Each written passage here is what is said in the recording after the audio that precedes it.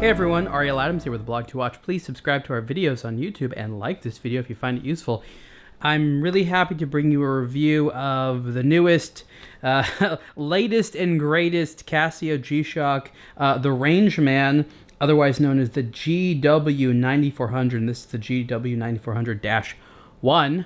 This is a new release for 2013. This is a really, really cool G-Shock. I'm a lifelong G-Shock fan.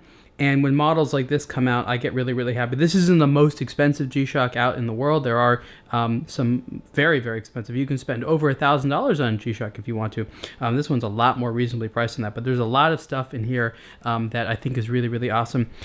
So let's just talk about it. You know, basically, there's the ProTrek collection from Casio, and those are the kind of outdoorsy watches that have what they call the triple sensor, the ABC. That stands for altimeter, barometer, and compass.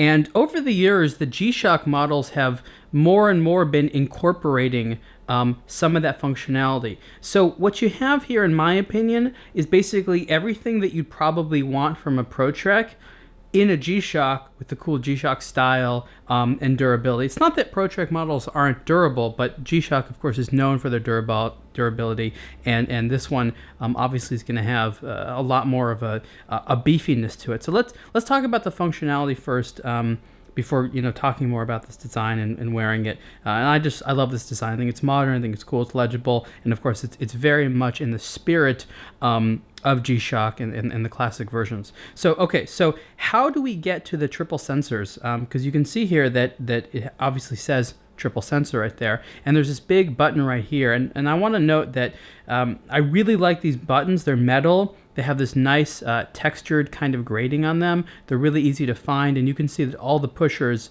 of which there are many, have this. They're large and they're easy to spot, and they're of course metal as well, which I think adds to the durability. It's just cool. So you push this pusher here, and what it's going to do is going to cycle through the various ones. So you have compass there, and I can turn the watch, and you can see up here you have the directional indicator, and here you have degrees. And right here in this little sub dial here, you actually have the directional indicator, so you can see where north is at all times. You push this again, you get to barometer. Here you have the barometric reading, and here's a little graph, and the graph is used to see if you sort of have an increase or decrease in the barometric pressure, which helps you predict the weather. You push it again to get altimeter. Oh, and I forgot, let's go back to the barometer there. You also have the temperature. Now, I've been wearing this on my wrist, so it says 84.4 degrees. It's not that hot right here in this room.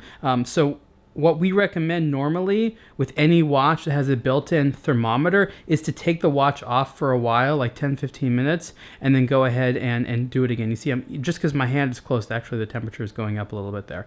Anyway, so that is the triple triple sensor functionality. Now on ProTrek models, you have different pushers for each of those functions. Here you just have one you have to cycle through, so it's a little bit different. It's not really that big of a deal. I don't think I mean, there's only 3 functions here. It's not really that much. Oh, and with the altimeter, it's cool is there'll be a little graph here that'll show you, like, are you climbing or not. So obviously I haven't been climbing, it's been stable, but it'll show you your ascent, if you're ascending or descending or things like that, which is really, really cool. Okay, so let's go back to the normal modes.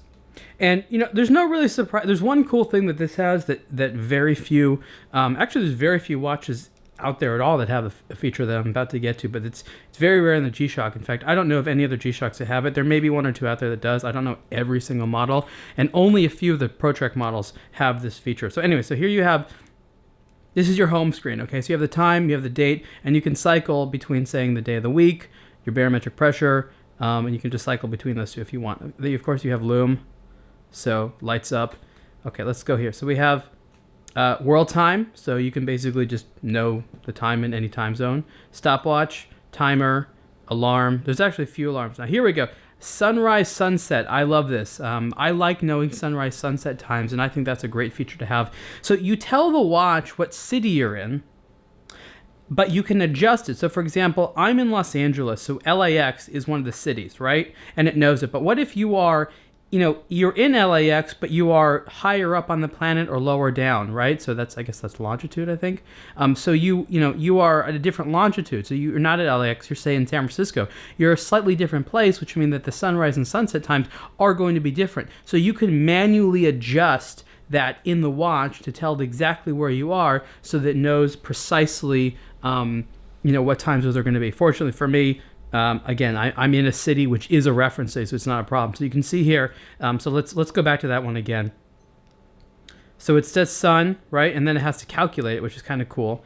So it'll say that on this date, that's November 30th, sunset 4:40 p.m., sunrise 6:40 a.m. And it actually says it there. It's a little bit small, but it says it so you know. I think that's great. I mean, I guess some people don't really care about this feature. I always find it incredibly useful, especially if you're hiking, you're outdoors, and you want to know like when's the sun gonna go down, or you're worried about vampires.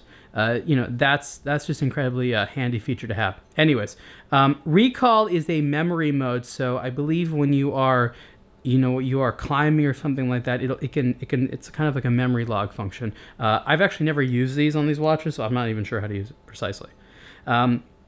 This has atomic clock control. So this is a 6-band watch. Used to be 5 bands, now it's 6 bands. I think because China has 2 of the atomic clocks, I believe, or maybe because 2 in Europe. I don't remember.